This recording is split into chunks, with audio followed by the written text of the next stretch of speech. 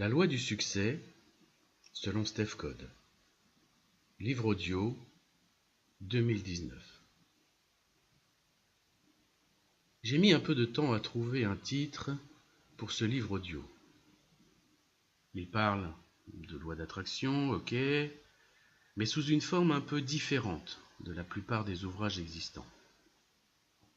Il parle des lois de l'univers, expliquant cette loi d'attraction, mais j'avais envie de les expliquer sous un angle de compréhension spécifique. J'avais envie que ce livre soit utile, pas simplement explicatif, mais aussi concret. Qu'il vous serve à avancer sur un chemin d'éveil. Un chemin qui va vous mener au but que vous pouvez avoir dans la vie. J'ai décidé de l'appeler finalement la loi du succès selon Steph Code. Tout simplement parce qu'il va donc traiter de ces lois universelles, toutes en lien avec le succès. C'est un contenu exclusif que je vous offre gratuitement sous ce format audio sur YouTube. Je vous incite juste à l'écouter de bout en bout si vous avez 1 heure devant vous, et ensuite de le mettre de côté pour pouvoir le réécouter de nouveau plus tard et voir en quoi il a pu vous servir comme un outil de progression pour vous mener au succès. D'abord, je ne me suis pas présenté. Je suis Steph Code, auteur, conférencier dans le domaine du développement personnel, spécialiste de la loi d'attraction, du bien-être et de la motivation. Je suis formé et certifié en psychologie positive, en sophrologie et en pratique énergétique. J'ai beaucoup aussi étudié la pensée critique, l'éthique philosophique, ainsi que les neurosciences. Je suis l'inventeur de la capacitologie, dont un livre papier est sorti en 2018. Cependant, je ne suis pas thérapeute. Je suis plutôt un théoricien de l'univers. Mon activité de praticien réside surtout dans le partage pour le plus grand nombre. D'où cette concrétisation par ce livre audio.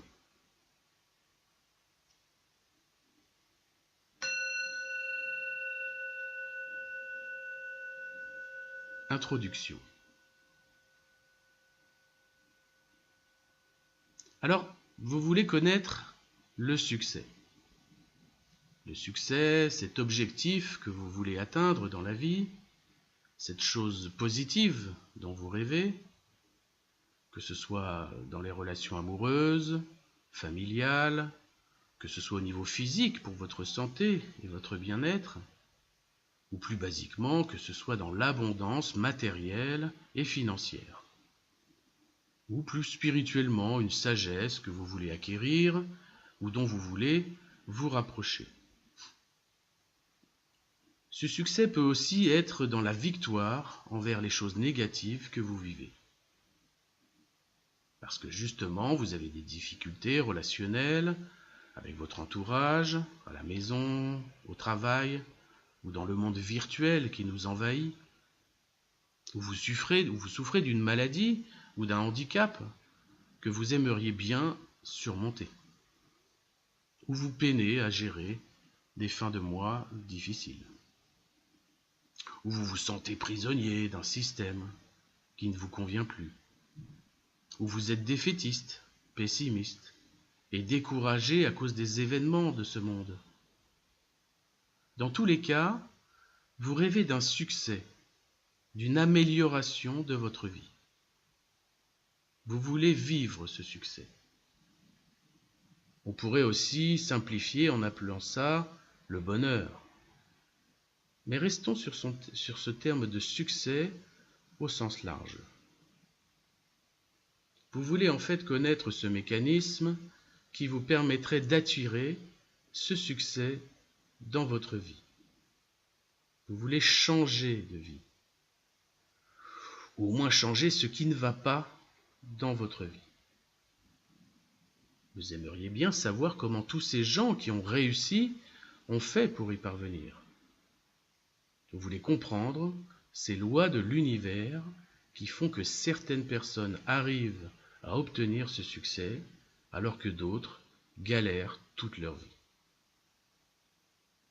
Peut-être que vous êtes aussi dans ce mode galère duquel vous voulez vous sortir. Vous avez essayé plusieurs méthodes dans le développement personnel, vous avez vu des vidéos, lu des livres, assisté à des conférences, rencontré des spécialistes sur des salons du bien-être. Vous avez peut-être même suivi des méthodes plus ou moins longues et plus ou moins coûteuses. Peut-être même que vous avez beaucoup prié. Et pour vous, rien de tout cela ne semble fonctionner. Vous en êtes toujours au même point. Vous n'avez pas avancé. D'ailleurs, peut-être que rien dans votre vie n'a véritablement avancé. Vous n'avez pas rencontré le succès attendu. Vous doutez donc de pouvoir y parvenir. Vous doutez encore même que cela puisse fonctionner pour vous. Vous avez eu envie d'abandonner. Bref, c'est pas cool. Cependant, j'ai envie de vous dire de ne pas désespérer. J'ai envie de vous démontrer que c'est possible. C'est non seulement possible, mais croyez-moi, vous allez y arriver. Le fait de comprendre comment tout ceci fonctionne va vous mettre sur la piste, sur une piste devant vous, qui va vous mener à ce succès attendu. Ce qui est proposé ici est une explication du fonctionnement de ces lois de l'univers qui font que les choses arrivent. Le simple fait de comprendre ces lois va, normalement, en toute logique, vous éclairer. Le fait de comprendre ces lois va vous pousser à les mettre en pratique. Pour vous. Pour votre bénéfice personnel. Vous y avez droit. Non seulement je vais vous expliquer ces lois dans la théorie, mais aussi vous aider à les mettre en action par la pratique. En effet, la théorie ne sert à rien seule si on ne comprend pas comment cela fonctionne. Et la pratique seule ne sert à pas grand-chose si on ne décide pas de le mettre en action. Il ne s'agit pas ici d'une nouvelle théorie, mais d'une nouvelle pratique.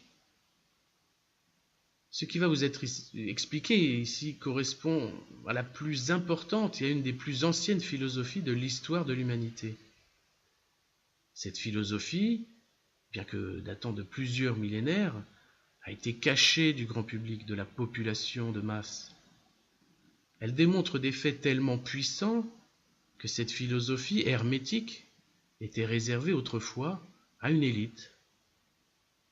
Elle devait rester un mystère, un secret, révélé uniquement lors d'initiations d'érudits méticuleusement triés ou suffisamment bien nés pour en profiter. De nos jours, dans la nouvelle ère qui s'offre à nous, devant tous les bouleversements qui sont en cours, il ne s'agit plus de garder ce secret. Il s'agit au contraire de le diffuser le plus largement possible. On pourrait dire qu'il faut se méfier qu'il ne tombe pas dans des mains de personnes mal intentionnées, mais les plus grands dirigeants du monde sont déjà au courant et ont utilisé et utilisent encore ces lois de l'univers. Il est donc temps que l'intégralité de l'humanité puisse elle aussi en profiter, pour le plus grand bien de tous, et aussi pour le plus grand bien de soi-même. Car il faut bien comprendre une chose, c'est que tout doit venir de nous-mêmes. Tout vient à nous d'abord. Il ne s'agit pas d'égoïsme. Et encore, même s'il s'agissait d'égoïsme, on a tout à fait le droit de tout faire commencer par nous-mêmes. En fait, tout doit commencer par nous-mêmes. Et seulement ensuite, les changements pourront se répandre autour de nous. Par exemple, il est impossible d'aimer les autres si on ne s'aime pas soi-même. Il est impossible aussi d'aider les autres dans un domaine si on n'a pas soi-même une certaine maîtrise dans ce domaine. Il est aussi impossible de calmer la colère des autres si on n'est pas soi-même, si on est soi-même en mode colère. Ou encore essayer de rassurer quelqu'un qui a peur si on est soi-même effrayé. Ou plus matériellement, conseiller financièrement quelqu'un si on est soi-même peu fortuné. Vous connaissez un tatoueur qui n'est pas tatoué? Vous connaissez un nutritionniste qui fait plus de 100 kilos? Tous les conseils que vous allez entendre devront être mis en pratique pour fonctionner. La théorie seule ne sert à rien. Tout doit donc émaner de nous. Alors c'est parti, commençons.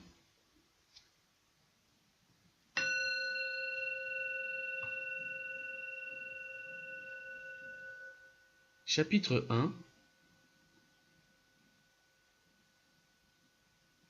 Qui sommes-nous? Vous à qui je m'adresse, qui êtes-vous? Êtes-vous votre prénom et votre nom? Est-ce que vous êtes Alexandre Trochard ou Catherine Martin? Il ne s'agit que de votre identité, que vos parents et un système ont choisi pour vous. Vous n'êtes pas votre prénom et votre nom. C'est juste comme cela qu'on vous appelle, que l'on vous nomme. C'est par cela que les administrations et la société et les autres vous identifient. Mais ce n'est pas vous. Ce n'est pas l'essence même de votre personne.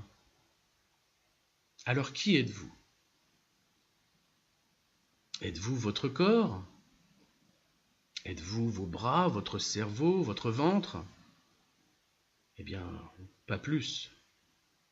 Votre corps vous appartient. Vous parlez de votre tête, de vos mains, de vos jambes. Ce sont des organes qui appartiennent à votre corps. Mais ce n'est pas vous non plus. Votre personne, ce n'est pas votre corps. Alors, qui êtes-vous? Beaucoup diront « Je suis ma pensée ». Je suis au regret de vous dire que vous n'êtes pas non plus votre pensée. D'ailleurs, votre pensée, vous ne la contrôlez même pas.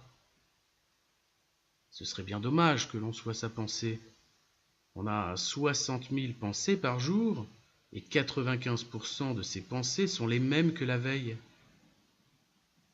On ne peut même pas s'arrêter de penser. Votre pensée est là, pour vous. Elle est créée pour vous. Ces petites phrases dans votre tête ne sont destinées qu'à vous. Vous êtes le seul destinataire de vos pensées et le seul capable de les entendre. D'ailleurs, votre comportement n'est régi par des pensées conscientes qu'à un très faible pourcentage. C'est votre subconscient qui s'occupe principalement de ce que vous vivez, de ce que vous décidez, de ce qui vous arrive dans la vie. On pourrait dire que votre subconscient, c'est vous. Ce serait quand même un peu limitatif et pas tout à fait exact. Disons qu'on est alors notre esprit et que cet esprit est l'ensemble de notre subconscient et de notre conscient. On peut même parler d'une conscience spirituelle. Voilà, c'est ça. Vous êtes votre conscience spirituelle. C'est d'ailleurs bien cette conscience qui guide et qui influence nos pensées. On parle bien de prise de conscience pour changer d'état d'esprit. Cool. On sait maintenant qui on est. Vous savez maintenant qui vous êtes. On connaît donc par quoi doit commencer ce processus, par la conscience. Mais au final, on doit arriver à un résultat. Ce résultat va être déterminé par des actions que l'on va entreprendre. Il faut donc comprendre l'enchaînement de ce processus. Il faut savoir par quel chemin notre conscience va créer des résultats concrets dans notre vie. Pour ceci, il va falloir plonger au plus profond de l'infiniment petit. En effet, on ne peut comprendre l'échelle macroscopique sans connaître ce qui se passe à l'échelle microscopique. Sans avoir besoin de compétences scientifiques particulières, on va descendre tout simplement à l'intérieur des particules subatomiques.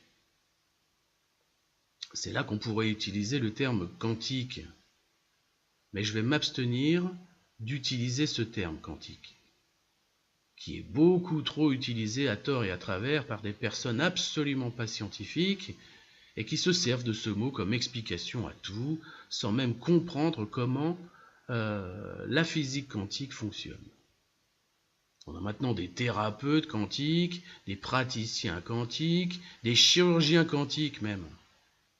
Méfiez-vous de tout cela. Mais faisons quand même un zoom au plus près de ce qu'on appelle la matière. En dessous des molécules, des électrons, des neutrons, puis des quarks, et de ce qu'il y a encore à l'intérieur, on finit par découvrir quelque chose de très spécial. On apprend et on constate que tout ce qu'on appelle matière est en réalité composé exclusivement de vide en vibration. Tout est vibration. Je suis sûr que ce n'est pas la première fois que vous entendez cette assertion. Elle est vraie. Dans l'univers, tout est vibration. Et cette vibration, la vibration, génère une énergie. Et cette énergie, l'énergie, contient de l'information.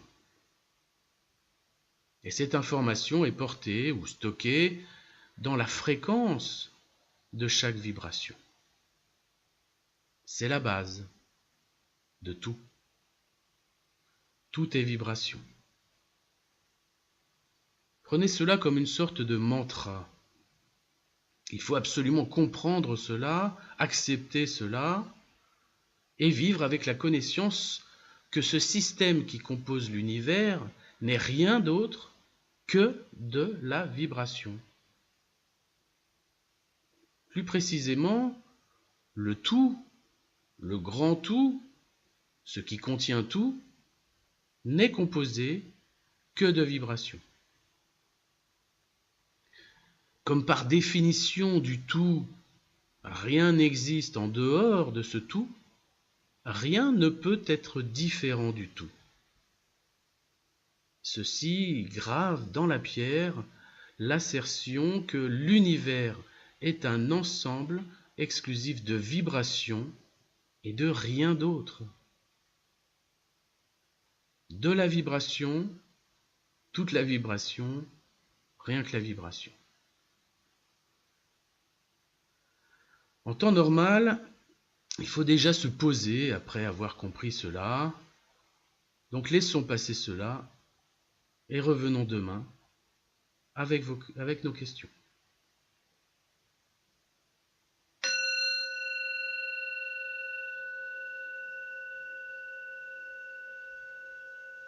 Chapitre 2.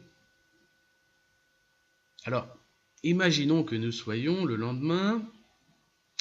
Vous avez acquis que tout est vibration, donc tout est pareil, ou en tout cas de même nature. Oui, tout est de la même nature vibratoire. Un objet, une plante, une personne, une planète, une galaxie sont de la même substance. Et cette substance est la vibration. Mais qu'est-ce qui diffère d'une vibration à une autre? La fréquence vibratoire, c'est-à-dire la vitesse de vibration dans le temps. Selon les échelles, les vibrations se mesurent avec des unités différentes. Par exemple, le son se mesure en hertz, c'est-à-dire en nombre d'oscillations par seconde. La plage des ondes sonores audibles est comprise entre la fin de l'infrason à 16 Hz et le début de l'ultrason à 16 000 Hz. En dehors de cette plage, on n'entend pas les sons. Autre exemple, les couleurs de la lumière, qui se mesurent plutôt en longueur d'onde, qui va de la fin de l'infrarouge à 700 nanomètres jusqu'au début de l'ultraviolet à 390 nanomètres. Au-delà de cette plage, on ne voit pas la lumière. Il existe beaucoup de classes de fréquences, c'est-à-dire de gammes de plages de fréquences. Les classes de fréquences vibratoires sont très différentes les unes des autres. Certaines sont donc perçues par nos sens, comme on vient de le voir, le son audible ou la lumière visible. D'autres non, les ondes radio, le Wi-Fi, les rayons gamma, les rayons X. D'autres sont encore plus subtils, comme par exemple les champs énergétiques du corps humain, ce qu'on appelle l'aura. Et ils se mesurent scientifiquement. Ces énergies sont d'ailleurs utilisées par ceux qu'on appelle des magnétiseurs, ou encore dans des soins énergétiques, comme dans le Reiki. Autre classe de vibrations énergétiques, les vibrations de la pensée. Ceci est le premier principe hermétique, celui qui énonce que tout est mental, que l'univers est mental, et que c'est par le mental que tout est créé. Le mental est une vibration, ce qui est normal puisque tout est vibration, et que rien n'existe qui n'est pas vibration. Et comme tout est vibration, les personnes, les lieux, les événements, les circonstances sont aussi des vibrations, ou ont au moins des vibrations. Et ces vibrations ont des fréquences, une multitude de fréquences différentes. Pour les personnes, vous le savez déjà. Vous savez qu'il y a des personnes négatives, des personnes toxiques, des personnes qui vous pompent de l'énergie, soit par leur attitude, soit par leur caractère, soit par leur façon de penser, ou tout simplement par leur être, qui semblent faire tout foirer par leur simple présence. Des personnes qui mettent mal à l'aise, des personnes aigries, qui en veulent à la terre entière, y compris vous, qui passent leur temps à critiquer sans arrêt, ou qui sont dans un combat permanent. Cela est dû à leur vibration. Plus précisément, à la faible fréquence de leur ensemble de vibrations internes. On parle de vibrations négatives, mais c'est simplement une vibration de faible fréquence. On ne peut pas aller en dessous de 0 dans les fréquences, ça n'existe pas. Le terme négatif est cependant passé dans le langage courant pour indiquer des fréquences inférieures à d'autres fréquences, qu'on qualifie donc de négatives. Mais toutes les fréquences sont positives. Acceptons dans la suite le terme de fréquence négative, ou tout de moins de fréquence inférieure aux vôtres, ou inférieure à la moyenne selon le point de vue. A l'inverse, il y a des gens qui rayonnent, qui réussissent tout, des gens à qui tout sourit, qu'on a envie de fréquenter, qui nous apportent du bonheur, des personnes qu'on envie, et on en a le droit, Ce sont des personnes qui ont une vibration positive, qu'on appelle positive, vous avez compris. Donc tout du moins, là encore, des vibrations dont la fréquence est supérieure, soit au vôtre, soit à la moyenne, selon le point de vue. C'est pareil pour les lieux.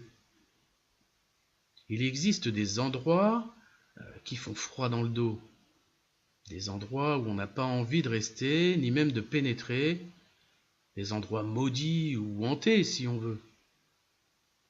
Ils sont simplement emplis de vibrations négatives ou de basse fréquence.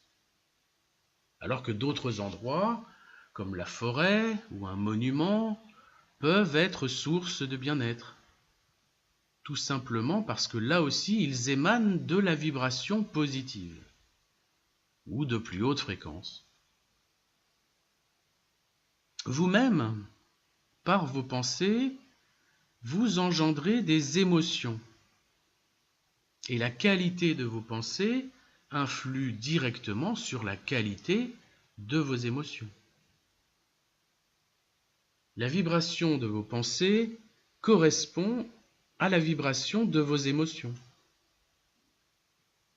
Si vous manquez de confiance, vous engendrez de la peur, du refus, de l'indécision. Si vous manquez d'amour, vous engendrez de la méfiance, de la haine, de la colère. Alors comprenez bien que le fait d'avoir des pensées positives engendre des émotions positives. Et que ces émotions positives vont vous servir à accomplir des actions positives. Il y a une affinité entre les vibrations de la pensée et celle des émotions. Mais cette affinité existe sur tous les plans de vibration. Ce système d'affinités qui font s'attirer les éléments ayant la même fréquence vibratoire s'appelle la loi d'attraction. Ou plus justement, la loi de vibration dont la conséquence est la loi d'attraction. Ou encore la loi de manifestation. Si on reprend la définition de la loi d'attraction, elle stipule qu'on attire dans sa vie ce à quoi on apporte de l'importance, que ce soit positif ou négatif, et qu'on en soit conscient ou non. Outre le fait d'avoir bien compris le principe de vibration, ainsi que le principe de mentalisme, c'est-à-dire que l'univers est mental, dans le sens où l'intelligence est la source de la création, il faut aussi comprendre le principe de correspondance, comme on dit dans la philosophie hermétique. Ce qui est en haut est comme ce qui est en bas, ce qui est en bas est comme ce qui est en haut. Cette vieille phrase alchimique veut expliquer la chose suivante. Quel que soit le plan sur lequel on se trouve, on parle de plan physique, de plan émotionnel, de plan mental ou de plan spirituel. Ce sont les 4 plans qui sont la base de la capacitologie. En fait, un plan est une classe de vibration. Le fonctionnement est identique sur tous les plans. L'affinité qui fait s'attirer les éléments de même fréquence fonctionne, quelle que soit la classe de vibration. C'est ainsi que les corps célestes, comme les planètes ou les étoiles, s'attirent entre eux. C'est ainsi que les gens de même culture ont fait des civilisations, et que les guerres se sont faites entre groupes d'individus différents. C'est ainsi que les gens qui partagent les mêmes valeurs vont plus être à même de s'unir, et que les gens qui ont un même but peuvent plus facilement s'entraider. Cela va même plus loin. Il est possible de s'affranchir globalement des classes de vibration.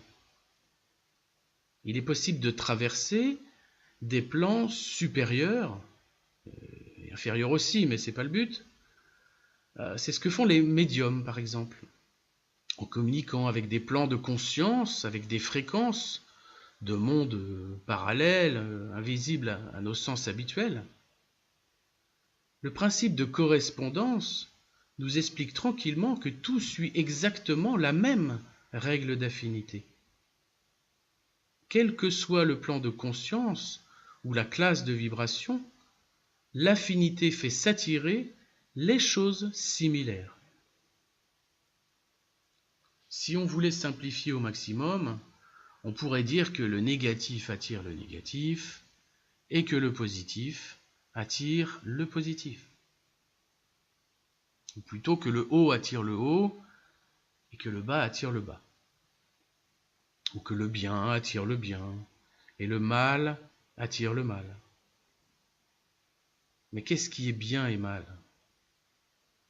Qu'est-ce qui est haut et bas? Qu'est-ce qui est positif et négatif? Tout est pareil, non? C'est vrai qu'il n'y a pas de bien et de mal dans l'absolu. L'univers ne juge pas. Le bien et le mal, c'est une différence de degré dans la même classe de vibration. Il n'y a de positif et de négatif défini qu'à partir du moment où quelqu'un a décidé de le mesurer en plaçant arbitrairement un zéro sur l'échelle des degrés. Prenons l'exemple de la température. Qu'est-ce qui est chaud et qu'est-ce qui est froid? Il n'y a pas de chaud absolu et de froid absolu. Tout dépend de l'échelle du thermomètre. La preuve, c'est que le 0 Celsius est différent du 0 Fahrenheit. Il est où le tiède? Est-ce qu'on peut dire que quelque chose est trop tiède? Il n'y a pas de frontière absolue et définitive entre les bornes d'une même échelle. Tout est simplement relatif. Chaud désigne quelque chose qui a une température supérieure, plus haute sur l'échelle des degrés, que quelque chose qui est plus froid. C'est ce qu'on appelle le principe de polarité. Et cela s'explique sur de très nombreux exemples. L'intelligence, par exemple. Un parfait abruti peut être considéré comme un génie absolu intellectuel en comparaison d'une éponge. Oui, une éponge, c'est très très con. Mais c'est relatif. Une éponge peut être considérée comme plus évoluée et plus intelligente qu'un simple caillou. Il y a une hiérarchie montante entre les plans. Le plan minéral progresse vers le plan végétal, ce qui constitue le plan physique. Puis vient le plan animal, plus animé, plus vivant, ce qui constitue le plan émotionnel. Ensuite vient le plan humain, intelligent, ce qui constitue le plan mental. Et encore au-dessus, le plan spirituel. Le but étant de tendre vers le plus haut dans le plan dans lequel on évolue. En résumé, ce qu'il faut retenir, c'est la vibration et cette échelle de fréquence qui la différencie d'autres vibrations. Là aussi, il est judicieux de faire une pause pour ruminer tout ça et faire macérer ces bonnes paroles.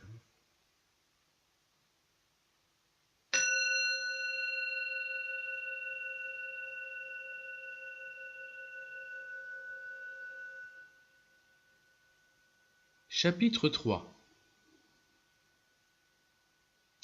Nous voici de retour. On a vu précédemment les quatre principes hermétiques fondamentaux. Le principe de mentalisme, qui explique que l'univers est mental et que c'est par la pensée que l'on peut tout créer. Le principe de correspondance, qui explique que tout fonctionne de la même manière, quel que soit le plan sur lequel on se place. Le principe de vibration, pour moi le plus important, qui explique que tout dans l'univers est en mouvement vibratoire et que l'affinité fonctionne par similarité de ces fréquences vibratoires. et le principe de polarité qui explique que tout est relatif sur la même échelle de degrés. Ce qui permet de dédramatiser beaucoup de choses. Un autre principe important dans cette philosophie hermétique est le principe de rythme. Celui-ci est un des principes les plus délicats à faire accepter. Ce n'est pas parce qu'il est plus complexe à comprendre, mais il fait référence à des cycles, dont celui de la vie et donc de la mort. Et l'être humain n'aime pas l'idée de la mort. Le rythme, c'est celui du pendule, par exemple, qui oscille de droite à gauche. C'est celui du jour et de la nuit, jour, nuit, comme dans le film. C'est celui des saisons dans l'année, saison froide, saison chaude. C'est aussi donc celui de la vie, où l'on naît, on évolue, puis on régresse et on meurt. Ce principe de rythme est bien lié au principe de vibration. La différence avec les exemples précédents, c'est qu'ici la période de temps est plus longue.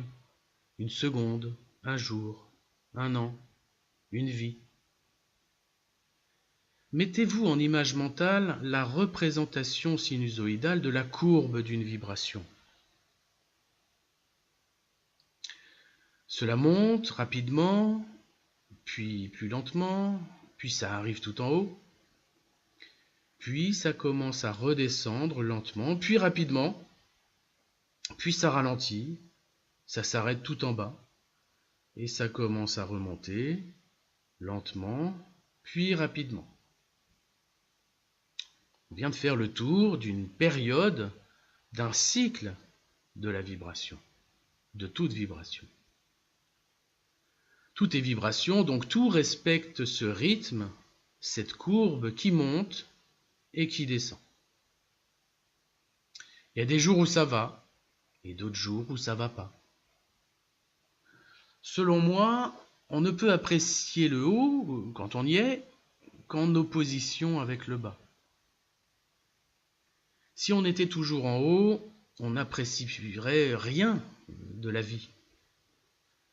Je prends souvent l'exemple de la tarte au citron meringuée. C'est bon, hein? Ça se déguste tranquillement. On est au top de l'échelle du goût, tout en haut, non? Eh bien, si on en mangeait 4 fois par jour, tous les jours, je vous promets qu'on apprécierait beaucoup moins la tarte au citron meringuée. La rareté fait la qualité. Et le principe de rythme est là pour nous le rappeler. Régulièrement, constamment, indéfiniment. De même, à l'opposé, quand on est tout en bas, c'est bien par le souvenir du principe de rythme, que l'on sait que l'on va remonter. Après la nuit vient le jour.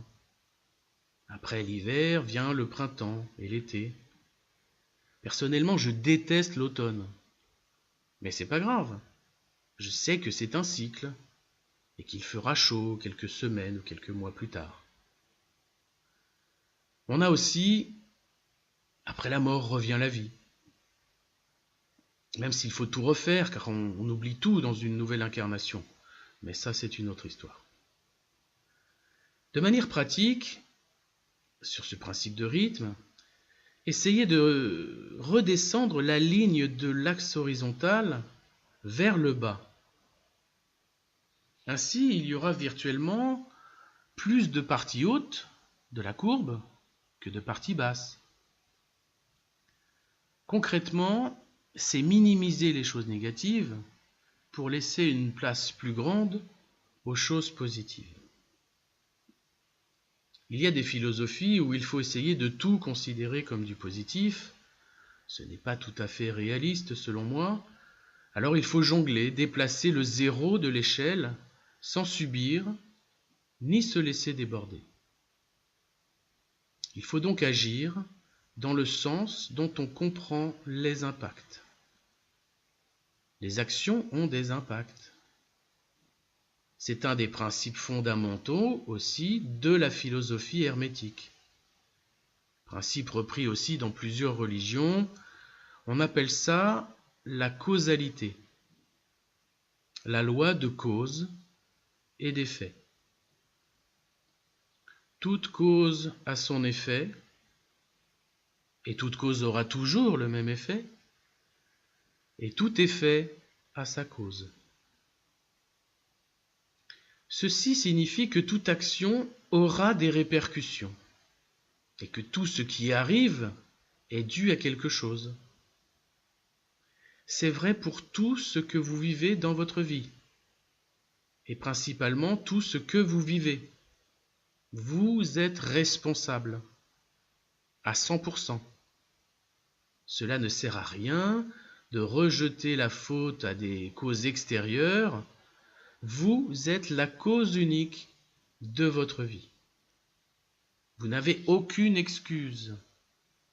Vous ne devez plus jamais utiliser d'excuses. C'est vous qui faites votre présent et qui plantez des graines pour votre futur. Rien d'autre, ni personne d'autre, c'est urgent de comprendre ça. Si on croit que ce qui nous arrive est dû à des causes extérieures à nous-mêmes, on se supprime tout contrôle possible sur notre avenir. Ceux qui ne comprennent pas ça ou qui n'admettent pas ça ne pourront jamais avancer sur le bon chemin, et même pas avancer du tout. À partir de maintenant, bannissez le terme d'excuse de vos pensées, de votre vocabulaire et de votre comportement. Ça, c'est pour la forme passée. Nos causes du passé ont créé les conséquences de notre présent. Pour la forme future, selon le même principe, ce sont nos causes du présent qui engendrent les conséquences du futur. Nous sommes en train, ici et maintenant, de planter les graines de nos futurs. Nous créons les causes, nos causes à nous, pas les causes des autres. C'est nous qui créons notre futur, comme nous avons créé notre présent. Il n'y a rien de plus logique, pour moi, informaticien de base, que la loi de cause et d'effet. C'est tout à fait normal. Prenons en image mentale la surface d'un plan d'eau. Chaque vague, chaque oscillation de la surface est due à une vibration qui s'est appliquée physiquement sur les molécules d'eau de la surface. Et c'est ce qu'on appelle aussi l'effet papillon, ou l'effet du chaos. Cela nous montre que ces oscillations se répandent dans toutes les directions. Créer une vibration par un caillou lancé dans l'eau, ou par une pensée générée par notre mental, se répandra dans sa classe de vibration dans l'univers. Dans certaines philosophies, on parle ainsi de karma. Cela correspond au fait de vivre en cette incarnation en fonction de nos vies antérieures. Appliquons plutôt cela dans cette vie actuelle, car les résultats sont plus immédiats dans le temps. Et c'est tout à fait simple de comprendre via quelques exemples tout ceci. On se met à manger n'importe quoi. Trop sucré, trop salé, trop gras, en trop grosse quantité. On va s'attirer les pires problèmes de santé, glycémie, cholestérol, obésité, problèmes cardiovasculaires. On mange sainement, équilibré, cru, naturel, bio, et on fait un peu de sport. Notre corps va vivre tout à fait convenablement, avec une santé tout à fait correcte. On est méchant avec les autres. on magouille, on entourloupe, on saloparde, on dénigre ou on entube les gens, on va s'attirer les pires ennuis relationnels au bout d'un moment, voire juridiques, quand ça va se savoir. Si on passe sa vie passivement devant les chaînes de télévision nationales, devant la publicité, on va mentalement créer et recréer des conséquences qui naviguent dans un plan purement physique, tel que la société veut. Vous ne progresserez jamais positivement en gardant ce comportement. Au contraire, donc, si on est cool, sympa, voire même altruiste, on va attirer à nous exactement les choses de la même nature que ce que l'on vit. C'est ça la causalité de la loi d'attraction. Tout ça, c'est la théorie. Ça doit être compris, ça doit être acquis. Ensuite, ce qui vous intéresse, je suppose, c'est comment y parvenir. Le chapitre suivant va donc passer dans la partie pratique.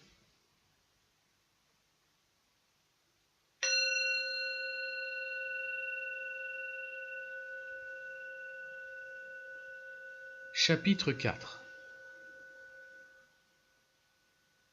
On en arrive à la partie pratique de ce livre audio, la partie où vous allez avoir une sorte de manuel opératoire finalement. Assurez-vous bien quand même, avant d'aller plus loin, que vous avez bien compris comment s'enchaîne le fonctionnement de l'être humain. C'est schématisé par le premier symbole de la capacitologie, le symbole UD, qui explique que tout vient du plan mental, mais que ce plan mental est influencé par un état d'esprit, par une prise de conscience qui vient du plan spirituel et qui modèle nos pensées. Le plan mental, parfois chaotique, anarchique, va générer des éléments dans le plan émotionnel.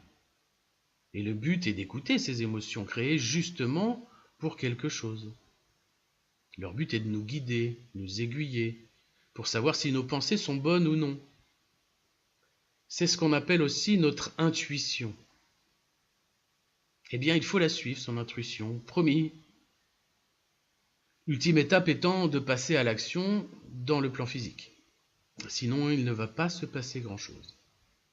Alors, par quoi commencer ? Je fais souvent faire cet exercice en conférence, devant l'auditoire, en demandant à l'assemblée de faire un vœu. Un vœu magique, rapidement, en 3 secondes.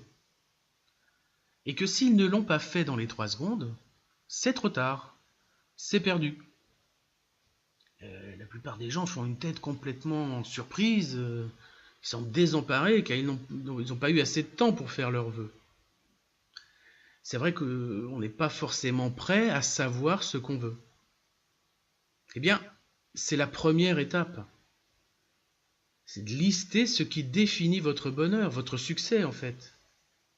Pour être prêt à voir un jour débarquer un génie qui s'appelle l'univers et lui répondre, clac, en moins de 3 secondes. Ce qui peut nous aider à trier ce que l'on veut de ce que l'on ne veut pas, le premier outil à utiliser, c'est la gratitude. Prenez cette habitude de remercier ce qui vous plaît, les éléments positifs de votre vie. Cela envoie déjà un message d'information à l'univers et à votre propre conscience sur ce que vous aimez. Personnellement, un lever de soleil, je remercie. L'air pur de la brise du matin sur le visage, je remercie. Un sourire renvoyé par un passant dans la rue, je remercie dans ma tête. Une musique pas entendue depuis longtemps que je redécouvre, je remercie. Mon relevé bancaire mensuel, je remercie. Même s'il y a des dépenses, il faut bien que l'argent circule, dépenser pour recevoir, l'argent appelant l'argent, je remercie. Je verbalise cette gratitude oralement, quand je suis seul, ou par écrit. De nombreux spécialistes, dont moi, préconisent de le faire par écrit. Sur un petit cahier, sur votre bureau, dans un carnet, dans votre chambre, sur un tableau, dans votre cuisine, ou dans un fichier sur votre ordinateur, ou tout simplement sur une petite note dans votre portefeuille. Ceci nous introduit le second outil, la verbalisation. Selon la légende, c'est le Verbe, le Logos, qui a créé l'univers. Le Verbe, c'est la parole, ou l'écrit. Et il est extrêmement important de savoir comment maîtriser sa verbalisation. On ne contrôle pas ses pensées, mais on contrôle sa parole. Sauf avec le syndrome Gilles de la Tourette. En général, on contrôle ce qu'on verbalise. Selon un processus cognitif extrêmement complexe que j'ai étudié, le résultat, c'est la génération d'une idée, par une phrase, un groupe de mots ou un simple mantra, si on veut. Mais il faut que cette verbalisation respecte des règles. Déjà, on utilise la forme affirmative, positive, de toute verbalisation. Hors de question de verbaliser avec des mots négatifs.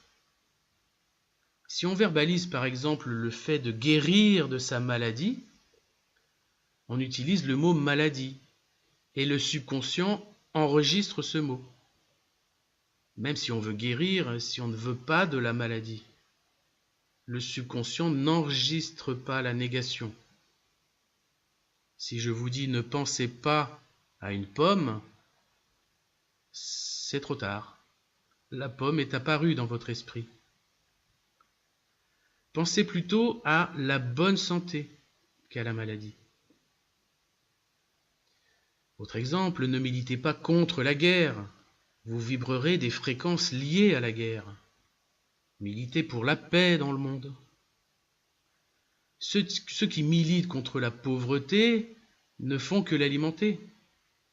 Pensez plutôt abondance plutôt que difficultés financières. Regardez ce qui s'est passé en France avec les gilets jaunes. Vous en connaissez un qui est content du résultat de ce qu'il a attiré? Donc déjà, pas de négatif. Surtout que le négatif est plus persistant dans notre subconscient que le positif. C'est lié au fonctionnement de notre cerveau reptilien, qui mémorise de manière plus persistante ce qui est négatif, pour des raisons de survie évidentes à une époque archaïque où c'était vital. Prenez un rapport de 1 pour 20 pour équilibrer le négatif avec le positif. Une pensée négative doit être comblée par une vingtaine de pensées positives. Autre règle de cette verbalisation, la forme du verbe lui-même. Ne dites pas « je veux ». Vouloir, c'est déjà se mettre dans un état où l'on n'a pas. Si je veux ça, c'est que je ne l'ai pas. Et j'opère dans une vibration de manque de ce que je veux. Alors on dit « j'ai déjà ». Souvent, ce qui est préconisé par les adeptes de la loi d'attraction, mais votre conscience sait que c'est faux. Vous dites que vous avez déjà ce que vous n'avez pas, pour ne pas dire que vous le voulez. Car on n'indique pas, car dire qu'on le veut indique qu'on ne l'a pas. Vous me suivez? Toujours. Vous dites que vous l'avez déjà, mais votre cerveau n'y croit pas. Il n'est pas con, notre cerveau, et c'est pour ça que cette méthode ne fonctionne pas. Alors, quelle est la meilleure forme de verbalisation? La meilleure forme, c'est d'exprimer le bonheur lié à ce que vous voulez. J'aime être en bonne santé. J'aime profiter de l'argent que je reçois. J'aime les gens qui vivent pacifiquement dans l'amour. Voilà quelques exemples. J'aime ce nouvel emploi et le bonheur qu'il me procure. J'aime me sentir vivant et heureux en marchant dans la rue. C'est tout à fait cohérent et compatible avec notre subconscient. Vous vibrez dans la fréquence de l'amour, de ce qui vous fait plaisir, de ce que vous voulez attirer et de ce que vous allez attirer. Au début de mes conférences sur la loi d'attraction, je disais qu'il fallait dater ses vœux, mettre une notion de temps, d'échéance à laquelle on se voit vivre son bonheur. Mais en fait, c'est dans le moment présent qu'il faut agir. C'est maintenant qu'il faut sentir l'amour de notre succès.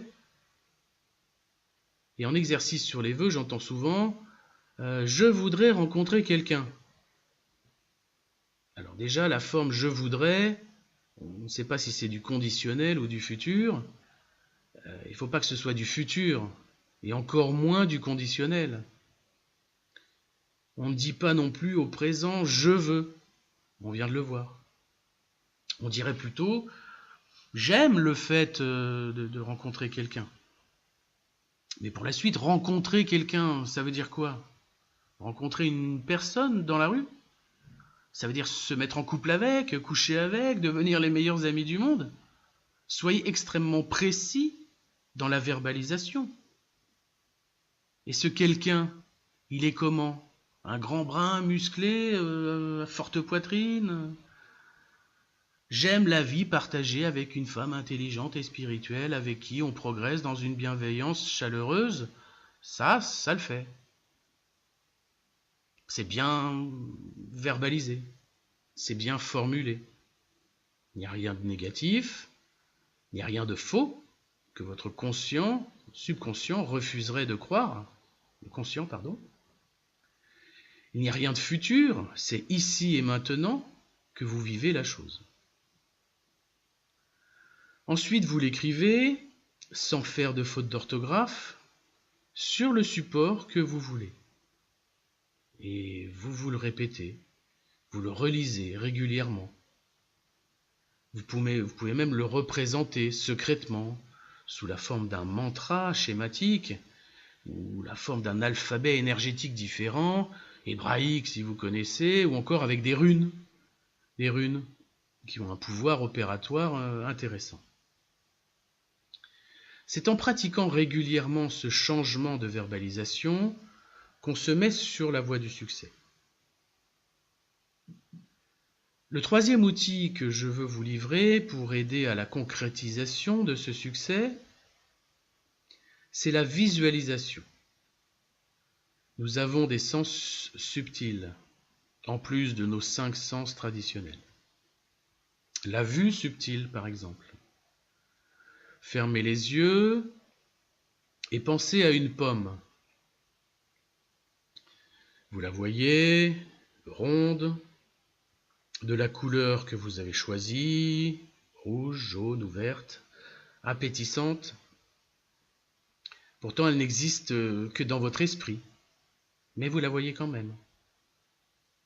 La visualisation est souvent préconisée dans beaucoup de pratiques de développement personnel.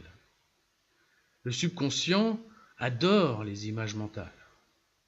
C'est par exemple par cette méthode que l'on arrive à faire des prouesses avec notre cerveau. Par exemple, la méthode des lieux pour faire fonctionner sa mémoire, qui est une méthode liée aux images mentales. C'est comme cela aussi que fonctionnent les champions d'échecs, en enregistrement les combinaisons de pièces mentalement et visuellement. Visualiser mentalement, c'est mettre une image au-dessus de la légende de ce que vous verbalisez. Les arts visuels, comme la peinture, sont une expression de la visualisation mentale. C'est par la prise de conscience de l'intérêt de ces pratiques que l'on se forge un nouvel état d'esprit pour arriver au succès. Donc si on résume pour la pratique, gratitude, verbalisation, visualisation. On pourrait ajouter l'intuition qui nous montre les premiers résultats que nous renvoie l'univers, ou encore la fluidité, inspirée du Tao, qui permet de mieux s'adapter aux conséquences de nos causes. Pour conclure, je vais vous offrir une formule simple qui résume l'intégralité de ce livre audio.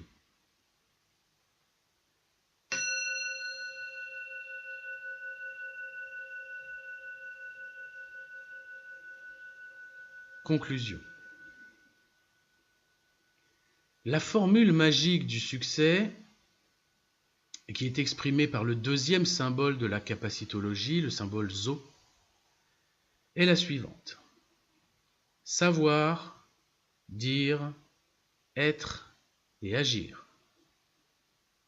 Ce sont simplement 4 mots, chacun lié à un des plans de conscience humain. Sur le plan mental, savoir, parce que savoir, c'est mieux que croire.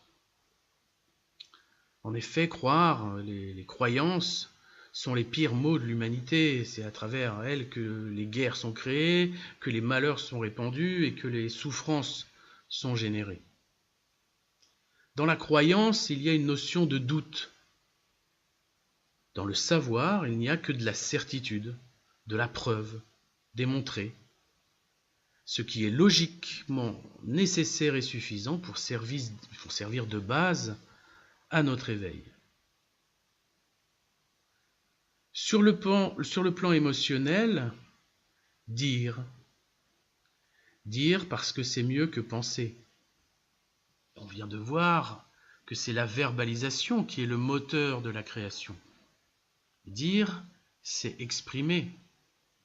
Et exprimer son succès, c'est créer son succès. Créer le succès. Sur le plan spirituel, être parce que c'est mieux que vouloir. Vouloir, on l'a vu, c'est exprimer ce qu'on n'a pas. Être, c'est vivre ce qu'on aime. Se mettre en condition du succès, c'est se mettre dans l'état du succès. Être, c'est s'aligner. Aligner son être en correspondance avec son savoir, avec sagesse. Sur le plan physique, agir. Agir parce que c'est mieux qu'attendre. N'espérez pas que tout va venir à vous par magie. La magie, c'est vous, c'est votre action. Parce qu'on est incarné dans ce monde physique, en 3D, en haute densité, il faut opérer dans le monde physique. Ok le spirituel, ok le mental, ok l'émotionnel, mais en dessous, pendant notre vie sur Terre, c'est le physique qui se concrétise. Agir, c'est s'aligner avec l'être. Savoir, dire, être et agir.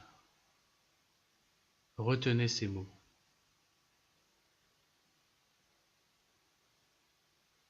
Voilà qui conclut ce livre audio exclusif appelé La loi du succès selon Steph Code. Il a été récité d'une seule traite, du début à la fin, à partir des 660 slides du manuscrit. J'espère qu'il vous servira dans votre éveil personnel. Je vous engage, après audition, de faire part de vos remarques dans les commentaires de la publication. Abonnez-vous à la chaîne, cela ajoutera à ma motivation pour créer de nouveaux livres audio exclusifs. Je ne dirai pas pour terminer que la force soit avec vous, car le pouvoir du succès est en vous déjà, ici et maintenant.